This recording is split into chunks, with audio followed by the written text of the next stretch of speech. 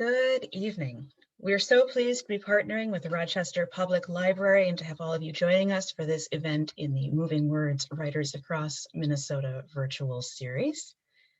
I am Wendy Werdin, the Programs and Services Assistant at the Friends of the St. Paul Public Library, which is the Library of Congress designated Minnesota Center for the Book. As we get started today, I would like to acknowledge the Dakota people, indigenous keepers of the land from which we broadcast.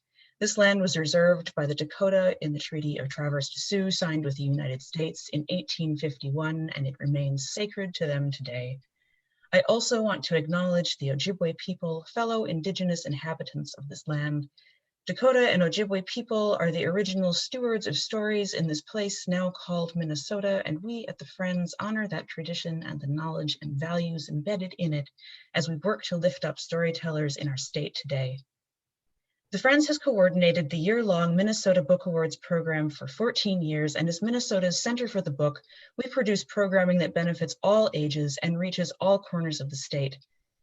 This programming is supported by funding for the Center for the Book included in Minnesota's K-12 education bill. We are grateful to all the state representatives and senators who advocated for that funding. On to our main event. This series is made possible in part by the state of Minnesota through a grant to the Minnesota Department of Education, and additional support is provided by the Harlan Boss Foundation for the Arts and Education Minnesota. We will have a reading and conversation followed by a Q&A with you, our audience. Biographies of each panelist will be posted in the chat, and we'll be able to follow up this program with a brief survey to get your feedback. We have partnered with Next Chapter Bookseller in St. Paul to purchase books from our featured authors, so please visit their website or your favorite local bookseller to purchase books. We'll put links in the chat. My friend Amelia will be there to facilitate that. So please feel free to pop your questions there throughout the evening, and I will relay them to our featured authors in the second half of the program. To start things off, we'll have a brief reading and presentation from each author.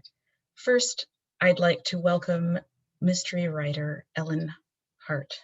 Ellen, welcome. There. There you are, and I will go away. Okay. Hi, this is all kind of new for me. So I'm just gonna talk for a minute or two about who I am and what I write. And then I'm gonna do a reading from a book that was out a year or so ago called Twisted at the Root. I'm a mystery writer and I've been writing for 30 years. My 35th book was just published in September. It's called In a Midnight Wood. What else should I tell you about? My main character is a lesbian. That was a bigger deal 30 years ago than it is today. Although, you know, I mean, there are a lot of ways to look at that.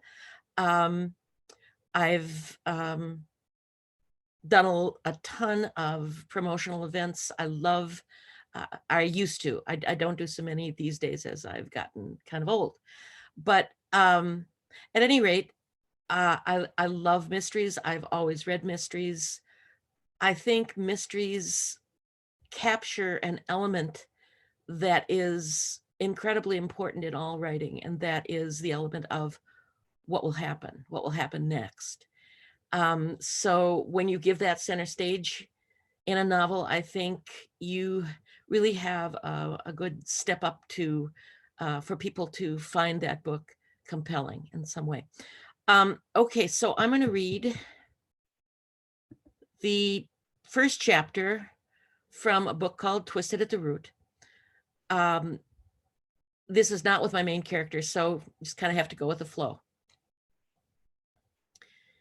It was during that no man's land between Christmas and New Year's, when few really wanted to be at work, when most everyone was still in a party mood and rarely made an effort to get anything done, that Marla Wise left her business early, headed for a coffee house not far from her midtown condo.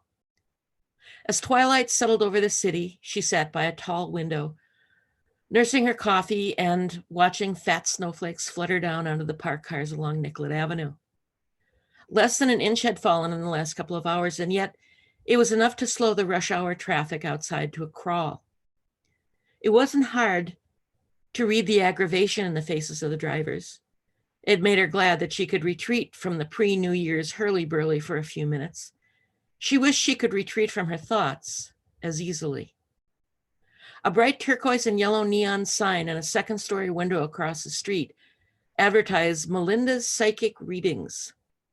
Over the years, Marlowe had watched many strangers enter an odd little door sandwiched between a Vietnamese dentist's office and a donut shop.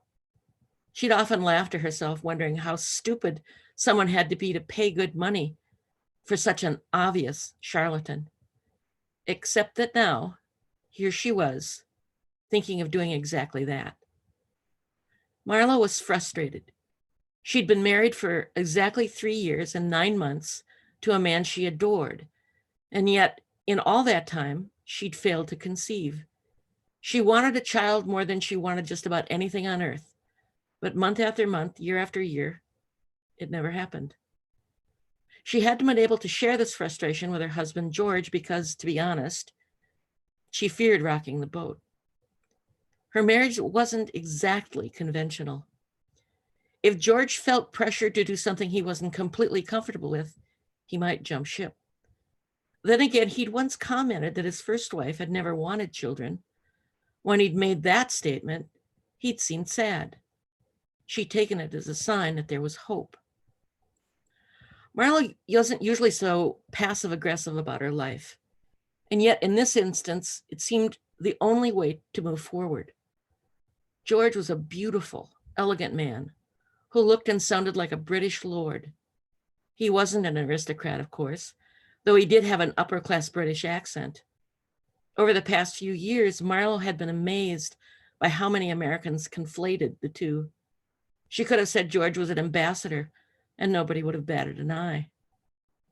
Marlowe, on the other hand, while reasonably attractive, with luxurious dark blonde hair, her best feature, wasn't in the same league. Fashion challenged, plus size and tomboyish, she felt deeply put upon if she had to wear anything other than jeans and a sweatshirt. In contrast, her husband dressed like a GQ model. George was 17 years older and sold clothing at an upscale men's store. He had no degree, wasn't ambitious. He hadn't even owned a car when she first met him, but he was a catch. Everyone said so. She also assumed that people looked at him, then looked at her, and wondered what the hell he was doing, dating such an obvious frump. Marlowe recognized the disparities in her marriage, but generally ignored them because she brought something of value to the union herself. She was a graphic artist who had begun creating a line of artistic, humorous greeting cards right out of college and had parlayed it into a successful and growing business. More to the point, she was the beneficiary of a sizable inheritance from her father, part of which was a penthouse condo in the heart of the city. As far as she was concerned, she and George were pretty much equal. Well, except for one important fact. Marlowe loved George a bit more than he loved her. If she had to be honest, she'd never been entirely certain that he loved her at all. Not the way a husband normally loved a wife. The marital arrangement they'd agreed upon didn't require it.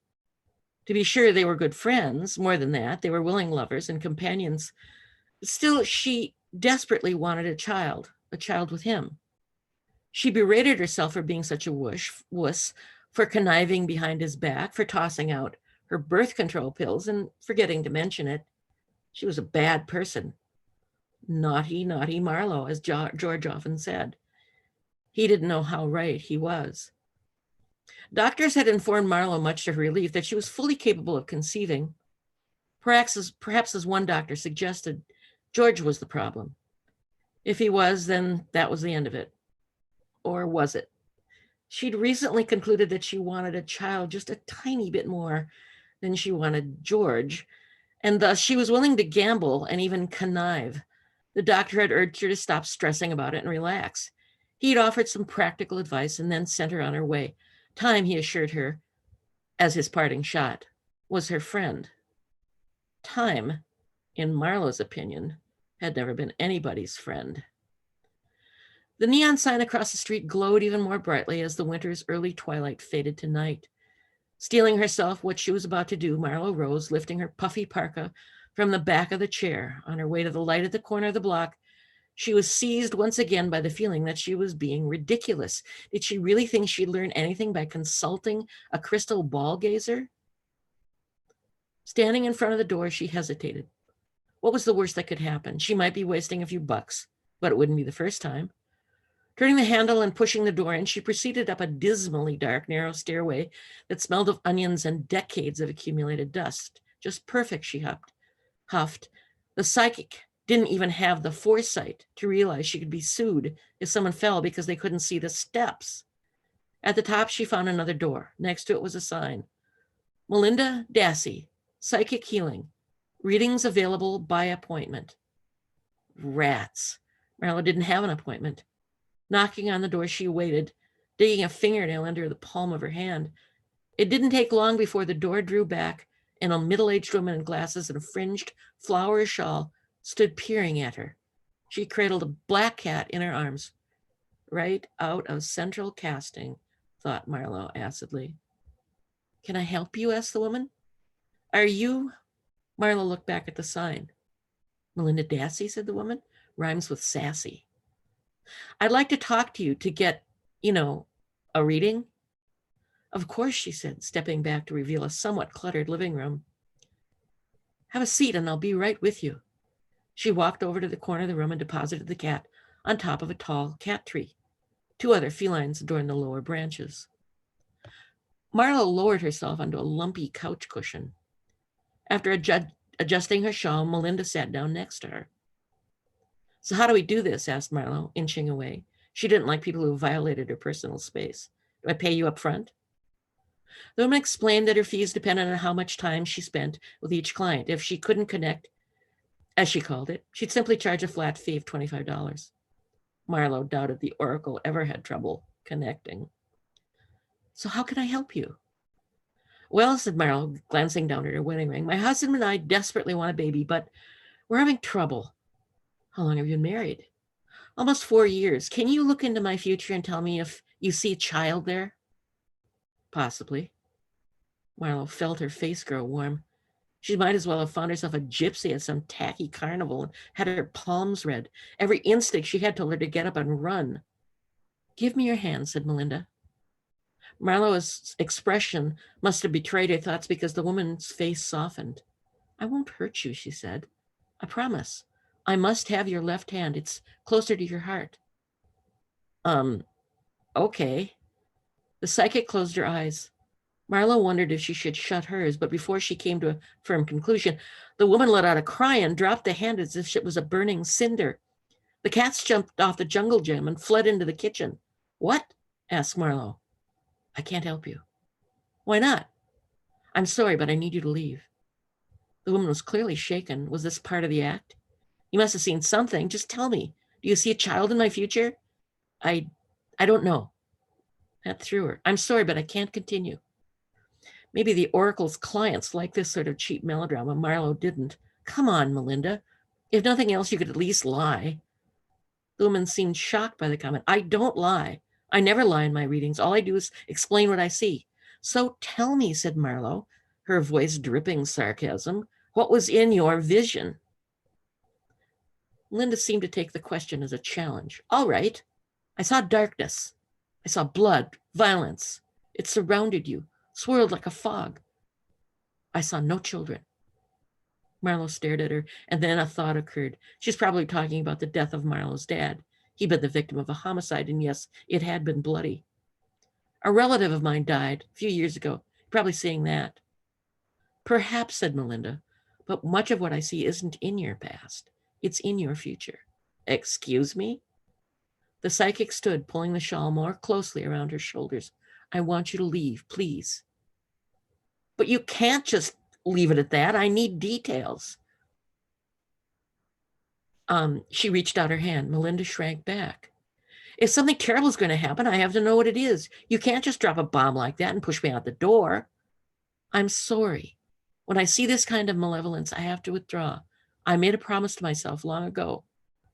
Marlo studied the woman's face. It had to be an act. Fine. You want more money? Is that it? I want you to leave, said Melinda. walking over to the door and yanking it back. She stared straight ahead, refusing to make eye contact with Marlowe. This is a ploy, isn't it? Said Marlowe. Your dramatic way of getting me to come back. The woman said nothing, merely stood by the door, her hand on the knob. Fine, Melinda Dassey rhymes with sassy. I'll go. Just don't expect a good review on Yelp. She snatched up her gloves, swept past the woman. It was just what she'd suspected, a total waste of time. Okay. Thanks so much, Ellen. Your books are good at people, and which means, of course, you are good at people. So that I just really enjoy that segment. Thank you for sharing that. Thank you. Our next reader and writer this evening is Nicole Helget. She has a book of essays in the works called Love on the Wintry Prairie, which should be out next winter. Welcome, Nicole. Fingers crossed about that. Like a lot of people, I think I'm struggling to stay on task these days with my writing. And thank you, Ellen, for that awesome reading. I really love when writers include animals in their scenes. And I almost don't trust writers who don't include details of animals and children, because I think there's something like wrong with their empathy or ability to observe the world. So anyway, I was really happy to see that. Now that puts pressure on everybody here. So get your kids and animals into your stories. Anyway, my name is Nicole Helget, and I am from Southern Minnesota. I consider myself a pretty working class rural writer. And what I mean by that is that I just write about my own personal experience, and I don't have, I guess, like the elite academic training that, that we often think about when we think about writers. I do have an MFA from a state school. And these days I spend most of my time working with memoirists and creative nonfiction writers. I began my writing career as a memoirist. My first book is called The Summer of Ordinary Ways, and it came out like 15 years ago or something. And like a lot of writers, I just started by writing what I knew, which was my own story about growing up on a farm in the 1980s and early 1990s, when the farming economy was blowing up. And in fact, my family lost their family farm during those years. And so in the process of that book, like I started getting like really great feedback, like, oh, this is great writing. And, you know, my pride started to get puffed up and I was all excited. And then the book came out, and there was just this enormous backlash about truth and fact. And so I was just like devastated, crushed, and I had to sit back and think about that criticism and ask myself how I defined memoir and creative nonfiction. I have been thinking about that essential question since my own book came out, so like for 15 years. And I think that's a good thing. But for my writing career, I had to transition at that point because I didn't feel confident that I could write nonfiction while I was still processing what it actually was. So I moved to writing novels for adults in the next couple of years. I wrote a book called The Turtle Catcher and a book called Stillwater. And I don't even remember when they came out, but if you read them, you can still feel like my deep desire to research and include nonfiction. My imagination is one of those things that I'm still developing as a writer. I really like to work in the real rather than the abstract.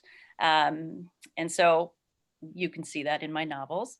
And then I started thinking about middle grade literature, and I had 2 books come out that are for younger readers. And writing for younger readers is not an easy, I'm sorry, I just heard a beep. It's not an easy feat. I find it almost more challenging than writing for adults. And about that time is when I was approached to teach memoir and creative nonfiction for the Loft Literary Center in Minneapolis. And I think I felt like I was in a place where I was ready to start processing that essential question again, like what is it and how does it look? And so it just kind of coalesced all at the same time. And so since then, I've been there doing that, working with writers on their own books. While I am teaching there, I've also ghostwritten a couple of books for people who want their autobiography written or a family story written. And then right now I am working on an essay collection that is about the lives of rural women, particularly in Minnesota. And so I thought I'd spend some time tonight talking with you about your writing. I've done many of these kinds of things in the past, and at the end of these events, I always have a handful of people who come up at the end and they want to talk about their own stories, and they want to ask me, like I'm a great judge, if it has value and if there's a place for it. And almost always the answer is yes. And so I'm thinking about this time that we're living in, and want to use a few minutes to encourage you to write your own stories right now. Like I've been telling my students, write like there's no tomorrow, because for some of us there might not be.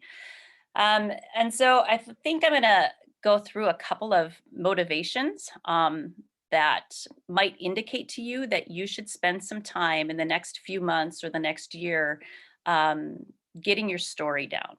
Okay, so one of the reasons people come to me for consultation or for teaching or for editing is that they feel compelled to be the history keeper of their family or their place. And so, Thanksgiving and Christmas are coming up, and hopefully you're all going to be safe and Zoom them rather than meet in person. But there's always those folks in your family who have these oral stories that they tell. And these stories get passed around, and they get passed down from generation to generation, and they almost become like myth. And sometimes they do become mythologized.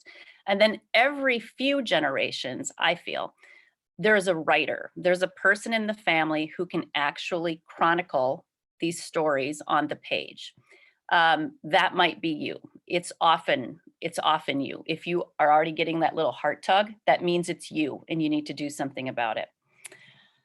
Sometimes a person comes to me because they feel like their family or their community needs to make a change, and they have ideas about how to do that. If that's you, now is the time to start, because especially, I'm going to call it rural communities. I'm part of it, so I get to do that. Especially if you are in a rural community, we need to start right now on the work we need to do to adapt to the changing world. Sometimes people come to memoir and creative nonfiction because they feel compelled to share their expertise on a particular subject. We need that too. One of my pet, obsessions is water quality in southern Minnesota. As you know, like 90% of our lakes and rivers are completely contaminated, almost beyond use.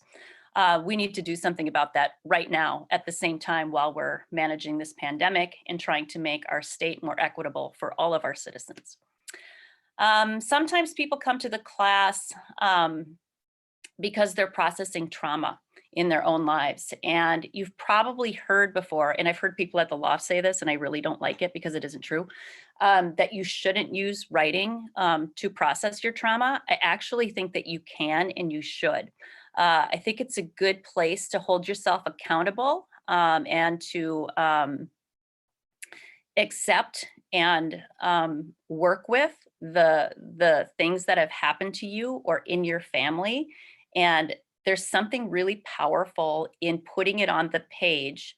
It sort of makes it like, this is real, this happened, and now I can take the next step and start to make meaning out of it, and hopefully come out on the other side with new ideas and new actions that I can take, so that that junk isn't holding me back anymore. That's a tough one.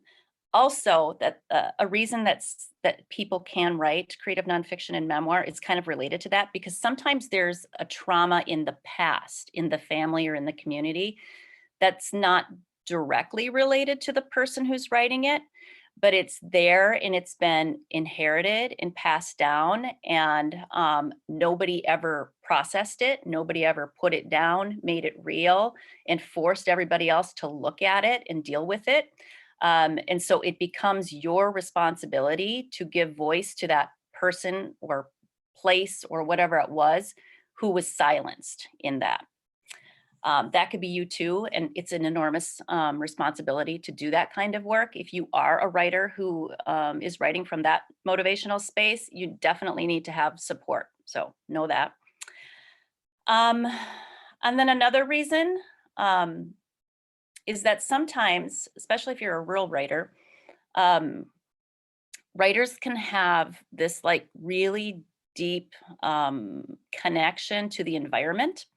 And they can like hear the music and the rhythm in the seasons, in the flora, in the fauna. And they have this like really deep artistic urge to exercise that craft on the page. And I love working with those memoirs because they're lovely. It's like a marriage of poetry and memoir. And if you didn't know, memoir is like the bastard child of poetry, actually. But anyway, those are some of the reasons people should get started writing their works of memoir and creative nonfiction. To write right now is a pure act of courage and demonstration of hope.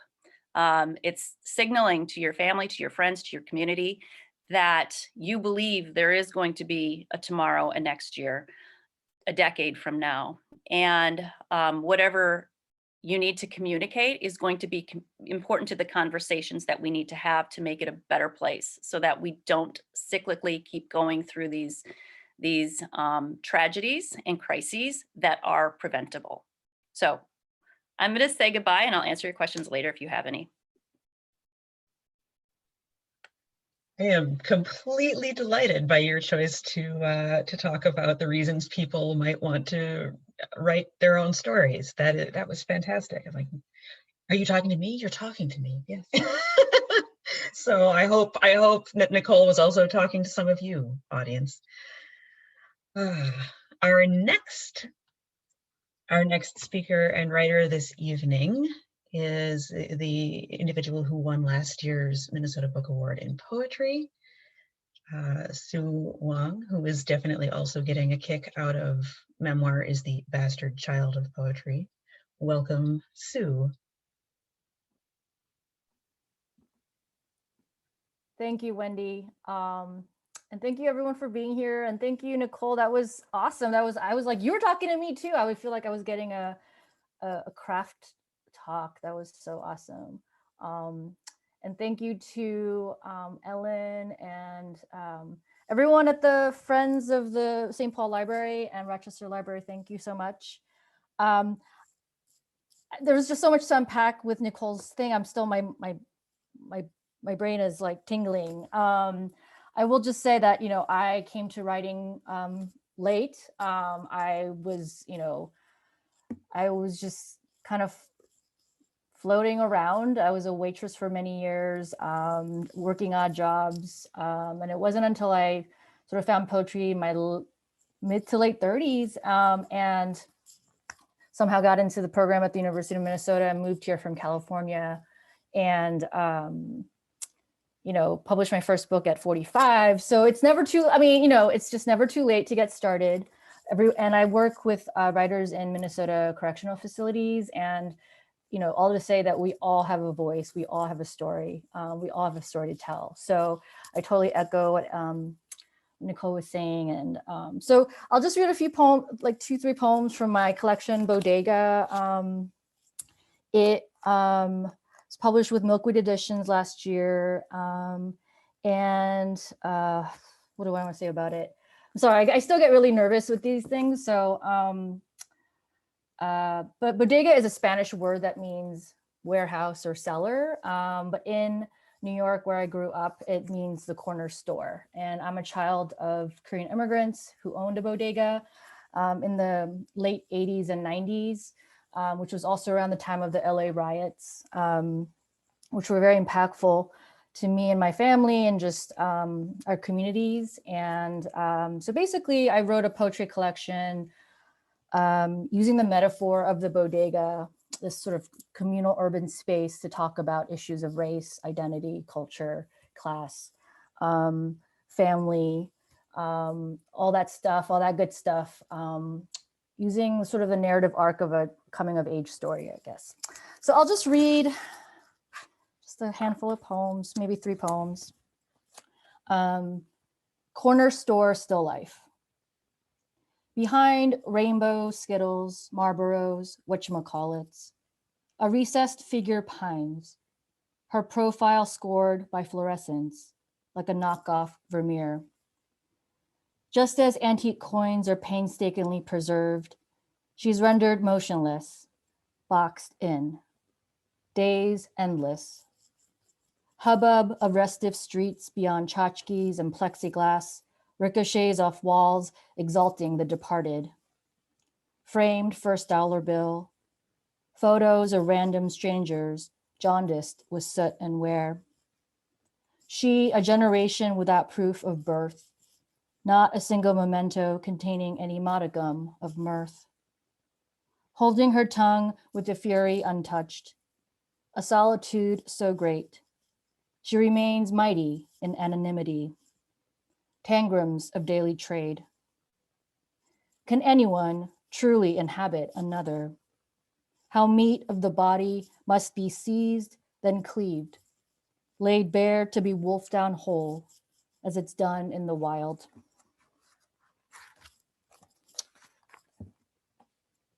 Jesus. When my mother cries, Jesus, accuse him to resume sweeping. I giggle, picturing the Greek god of marble, muscle, and thunder. His eyes remain lowered when I ask where he was born, where he calls home, as my legs swing below the counter, the store totally free of customers. He bridles, suddenly in my crosshairs, visible, mere sliver of a man. Tells me in broken English that he walked a long way, across many borders. I'm just a child, couldn't possibly fathom. He misses his mother, smuggled in clutching her picture. It's been a dozen years, but Jesus knows she is still alive from the signed trails of Western Union receipts. He sends her everything, works 2 other menial jobs, lives with several migrant men in Harlem.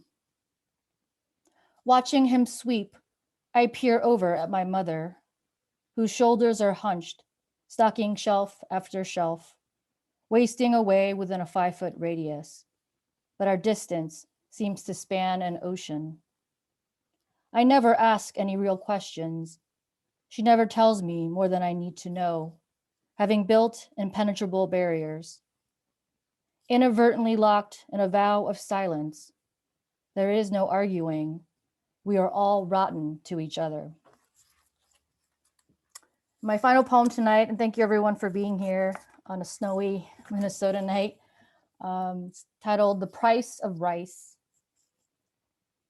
Grain to water ratio must be precise, or the result will be catastrophe. I let my mother speak in hyperbole, concessions you allow someone who survived civil war, someone whose father was taken by silhouetted men in the dagger of night, someone who's toiled since the age of 10, someone who still eats last at the dinner table. Too much liquid, she tells me, you get porridge, chook, which sounds eerily similar to gook. The ways we must survive mortal moral combat. When I'd come down with a cold, she'd prepare my favorite remedy, congee, dashes of soy sauce and sesame oil, garnished with finely chopped scallions. Simple, filling. An entire meal that fed a mother and her mother fleeing with 3 daughters and the eldest son now estranged. How a fistful of rice boiled down with extra water satisfied rumbling bellies amid rubble mountains, ghost artillery. The peninsula cut in half by outsiders, then left to spar for eternity. One blind, one cursed, existential, consequential. My mother wistfully recalls what remains, memory broken by age and a willing, as I drown my iPhone in a satchel of abundance. How I used to play, spreading its stickiness on loose leaf paper as glue, constructing hats to pretend I was a nurse mending wounds, or a famous chef summoning feasts. When I first asked how to prepare the perfect heap of cooked rice, she casually filled the pot, placed her hand on top as if she were performing sacrament or taking my temperature, letting the water crawl between knuckle and wrist, eyeballing it. But I wanted exactitude, a basic math. She used to tease when I had a kernel stuck on my cheek or held hostage by my hair, saving it for later. I've never saved anything in my life, when that's all she's ever known, using her body to carry and shield, cushioning me from every possible blow, taking it. So I'd never have to be intimately acquainted with the same country of hunger, polishing each granule clean with spit for a bit of salvation, a pearl. Thank you. Oh, thank you so much, Sue. I've got like the poetry tingles on my scalp, which is always a good sign. Our last reading from the first half of this program tonight will be from Naomi Kritzer, who writes for young adults and won the Minnesota Book Award in Young Adult Literature for Catfishing on Catnet. Welcome, Naomi. Thank you. So, all right. I've been writing science fiction and fantasy since I was in 4th grade. I got started very early.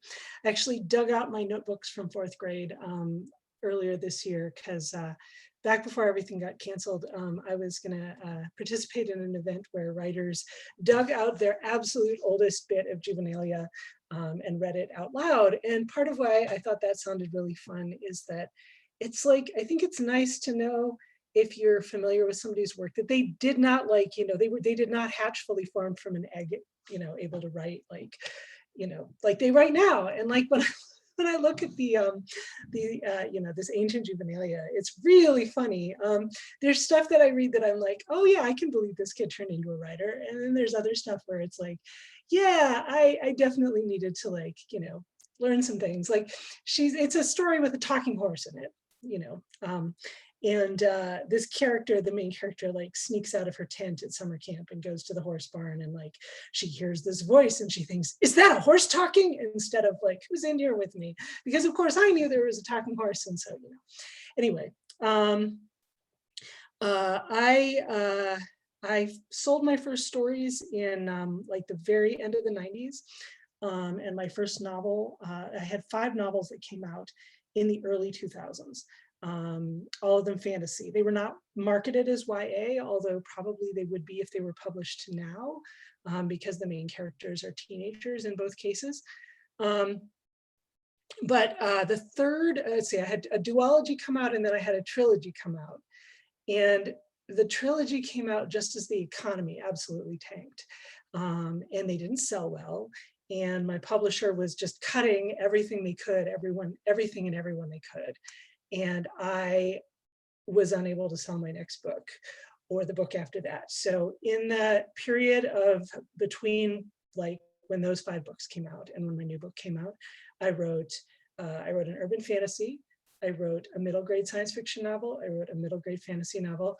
And then I hit a point where it was really, really difficult to write because I had sort of lost the faith that I'd be able to sell my books.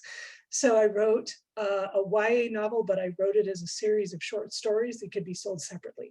And I did in fact sell the short stories. So I essentially serialized a novel, but I was not able to sell it as a novel. And at one point I got so depressed about sort of the state of my career and whether I was ever going to be able to sell anything again. I stopped submitting my short stories. Yeah, this varies a lot by genre, but in science fiction, there are a lot of places that publish science fiction short stories.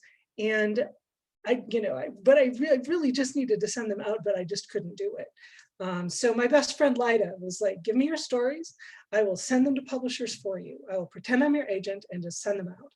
And she did that. And I almost immediately started selling short stories. And in 2015, I wrote a short story about an artificial intelligence that loves cat pictures. And that story won a Hugo Award. And after that, I was able to find an agent. She was able to sell a novel for me. And so now I'm publishing novels again. So I figure, we've heard a couple of different sort of career stories tonight. And like we've heard it's never too late.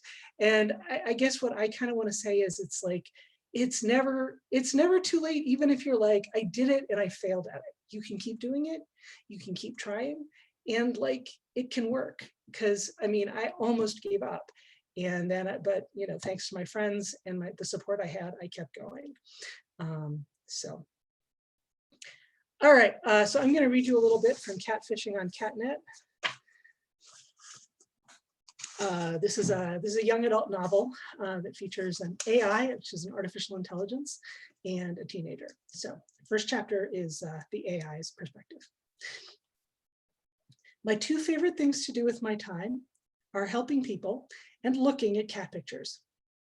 I particularly like helping people who take lots of cat pictures for me. I have a fair amount of time to allocate.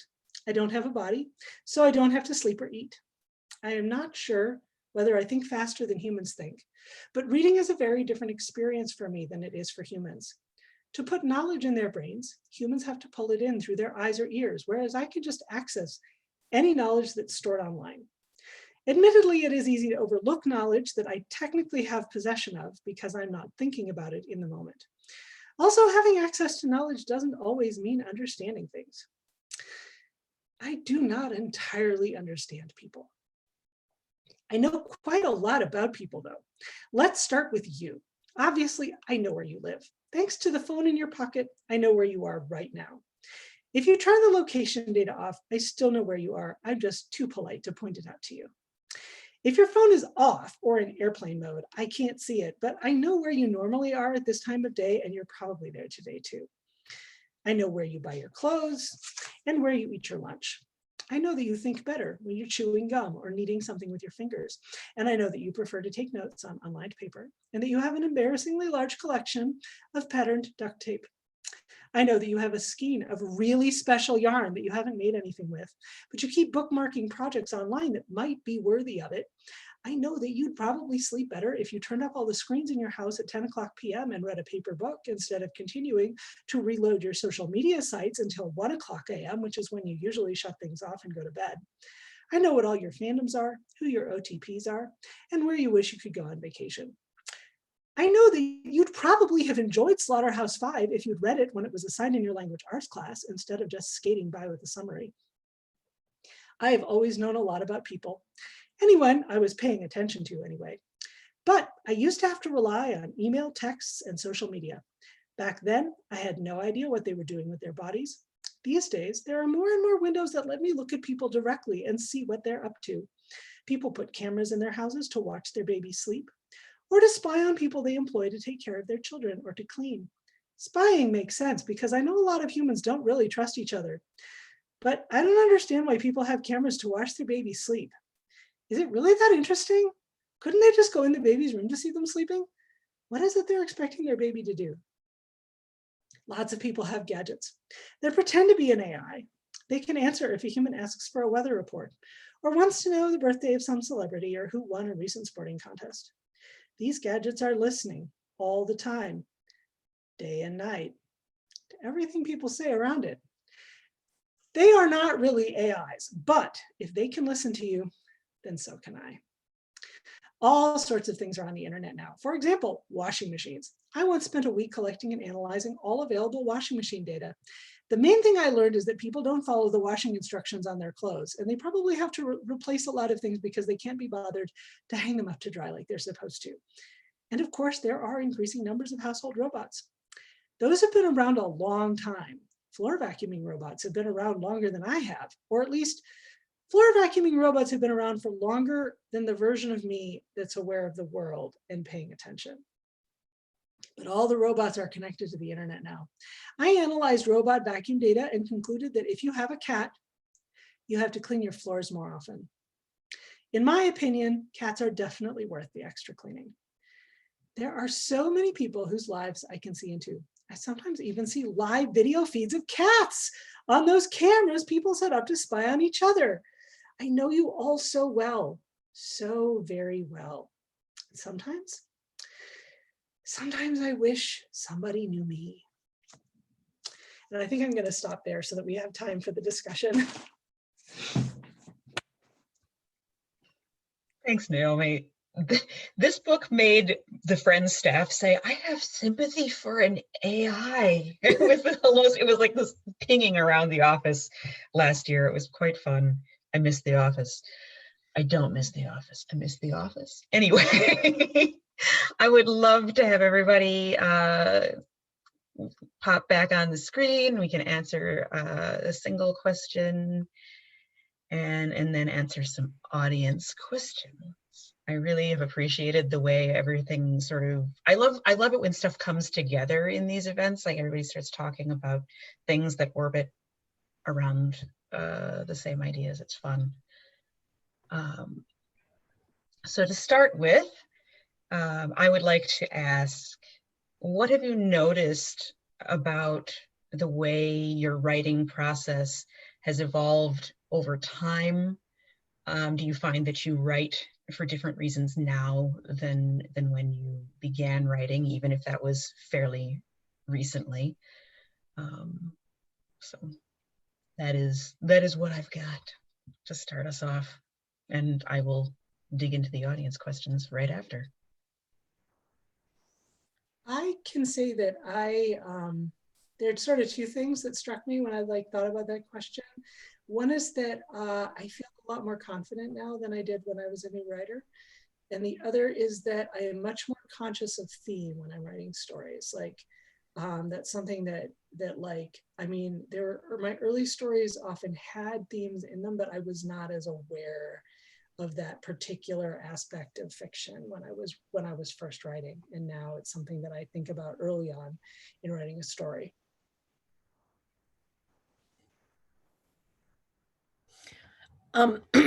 It seemed to me like that was two questions. One was, process, and do I write for different reasons now than I used to? My process certainly evolved over time. It would have to, having, written for 30 years. But I think the one thing that changed for me was I used to think of a crime novel as essentially keeping balls up in the air, pace, plot, characterization, that if you drop a ball, then, the reader is going to be less interested. And I think the one thing to me that became more important as I wrote, it was understanding that there was a foundation stone in all good writing, and that was emotion. And that was something that I had not really considered at all when I started writing. When I first started in 1987, I think, I just wanted to see if I could write a novel. And I didn't really think I could, but I wanted to try. And it was a long period of time and a lot of failure. But that I just wanted, I took books apart, which I taught at the law for 17 years. And it's what I did something intuitively that I told my students to do, which was that you do need to take a book apart. You do need to see the forest for the trees. You need to understand the ebb and flow of a novel. And one way to do that is to go chapter by chapter, pick out what's important, what characters are in it, what new information that you've learned, the things that that are really critical. But that piece of emotionality was something that I had not understood until I I think maybe my 7th or 8th book, which is pathetic, but it's true. And that really changed my writing from then on.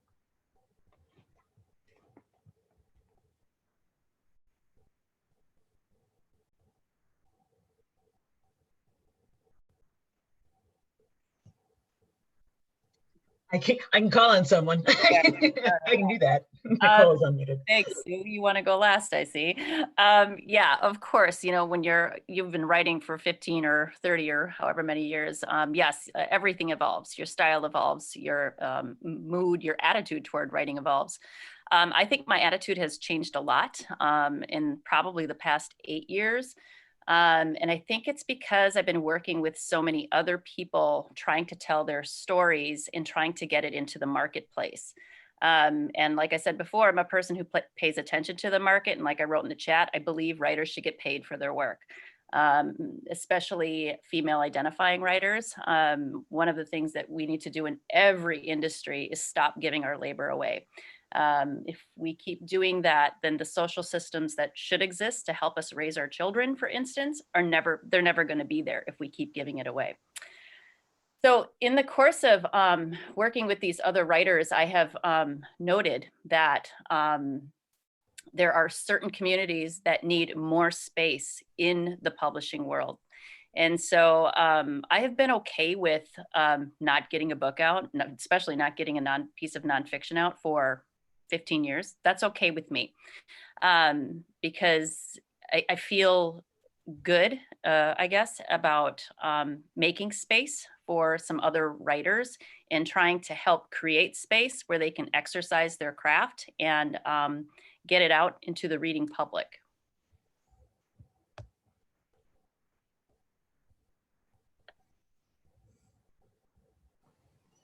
That's all. Sorry, that's awesome. I guess all I'll just say is that I don't really have a process. I'm a poet, so I get a pass. I wish I could. I'm actually like in awe that collectively here, there've been like over 50 books published, probably among the 3 writers here besides me, and I'm just in awe of that because I put out one poetry collection and I'm like, I'm tired. I'm done. And the pandemic has made everything stupid and like there's no process through this. So it's just, when it comes, it comes. And I'm also of the camp that like, walking your dog or making a nice dinner is part of writing. Like you're, living and you're observing, you're like present in the moment. And I think that's really important to writing, not just the act of actually putting down stuff, which is also very important. But I guess for me though, just having published my first book, I do feel like the psychic weight has lifted, like that urgency of like having to, as Nicole said, having to tell the story of your family, of your, lineage, of your culture, or whatever, whatever needs to be told. I feel like that's been released from my body. And so now I can like I can sort of imagine greater, like beyond just my own story, I guess, is like, I'm interested in other stories now and like trying to incorporate history and research. And so yeah, I guess that's kind of where I find myself now. I adore that idea of attentiveness and just being in the world and doing life as part of the act, because you really, I mean, you can't do, I mean, the brain is amazing, it creates of its own, but you really do have to be just acting sometimes to get through the stuff. And that's fantastic. I've got a question directly for Ellen, and I think Ellen kind of hinted at some of this, but this is one of those, I'm always curious about mystery writers. Are you a pantser or a plotter? Do you begin your novels writing by the seat of your pants, or do you outline and know where you're going before the first page is written? Okay, yeah, it's a great question. It seems to me that the world divides up with writers between people who do a lot of outlining and those who don't. Unfortunately, I guess, you know, and I think people who do outline don't understand how you could write a novel without doing that, and people who don't understand why you would want to, you know, I mean, and you know, there's a lot to say about that, but I'm kind of in between, in the sense that I write to a title. I know that's crazy, but for, you know, all the books with the exception of maybe 3, I've had the title first. I use the title thematically. It helps me think my way into the story. And then beyond that, I usually know where the story starts. In a mystery novel, you call that the hook chapter. There are a lot of ways of looking at mysteries, but one of the ways is that it's hook and pull. You hook a reader and then you pull them into the next chapter. And at the end of the next chapter, there's some sort of hook that pulls you into the next chapter.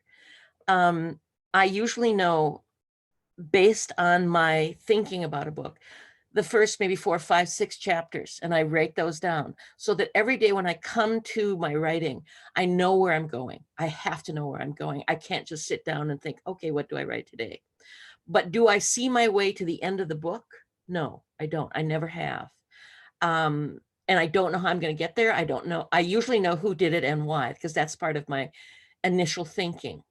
But in terms of just the structure of the mystery, I like that free floating, being able to I mean, as you write, the cosmos sends you things. And I like being open to that because I use that in my books. And knowing what I'm working on, maybe 4, 5, 6 chapters ahead, as far as I can see, helps me stay focused on the story. It's a lot like driving on a road at night. You can't see from where you're going to the restaurant where you're going to end up, but the headlights keep you on the road. For me, that's those chapters that I can see ahead, and that has worked for me. But you know, one of the things that you need to do as a writer is to figure out what your process is, you know, and it can be any number of things, fast.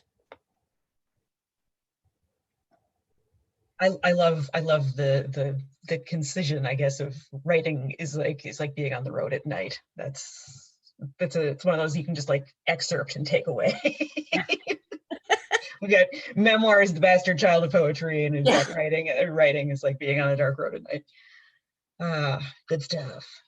Well, and I think what Ellen was speaking to about when the cosmos gifts you things is when you're doing sort of the mundane things in the present moment, like cooking or walking a dog or observing the creek. You know what I mean? It's just like those moments of just contemplation and quiet where you can get these downloads from the cosmos, kind of. Anyway.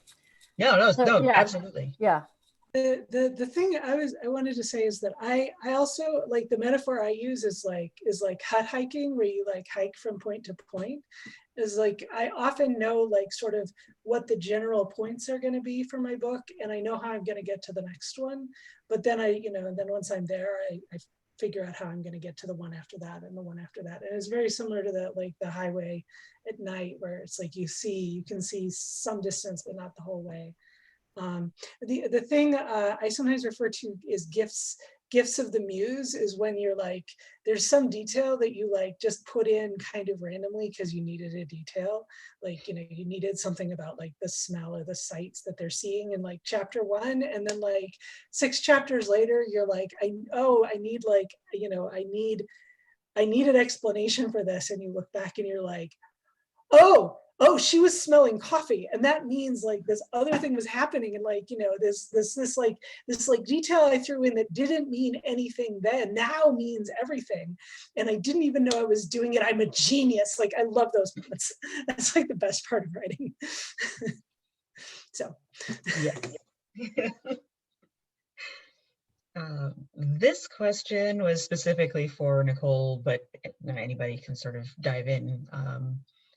But since Nicole, you work between genres, do you shift between things at or are you working on one specific thing at any given time? And if you do write both at the same time, do you have trouble making that shift? No, but that's only if I happen to be writing at all. I'm a person who's totally okay with going for months without writing anything of my own. I don't even consider it writer's block because, like Sue was saying, it takes me a long time. I feel like I'm always working on my writing, even if I'm not typing a single thing.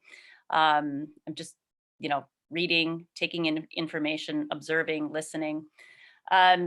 But yes, when I do get in the writing mode, it is often manic. I don't know if it can be like diagnosed as such exactly, but it feels that way.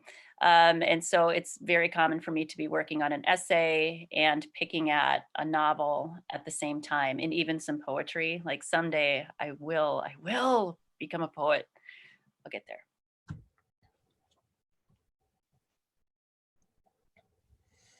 Fantastic. I enjoy hearing about, I love doing these events for a number of reasons, but one of the things that I really love is just to hear people say, there's no real right way to go about doing this. There is only right for me, and that's I think a really important and fantastic thing to take away for anybody who is, working on something. And again, it's that weird moment of I can kind of fill myself in for the audience because I can't see you, audience, I can't. But I, as the person that is, has the honor of speaking directly to all of you, I really appreciate all of that. And I don't want to rush audience if there are other questions. So I want to throw out before we close, if there's anything else out there, please ask your questions now. And I do want to relay to Naomi, in case you missed it. Peter is complimenting your cogent analysis of down ballot candidates. It's the other thing that Naomi does is get us through the folks that we maybe don't want to spend a zillion hours researching ourselves, and does it with clarity and entertainment. I only do it for Twin Cities, though. I only do it for Minneapolis and St. Well, I guess they're also statewide, but like, the really down ballot people, I just don't know enough about anything outside of my own stomping grounds to, say anything I think would be useful. Yeah, thanks. But, yeah, you were in our household as well. Cool.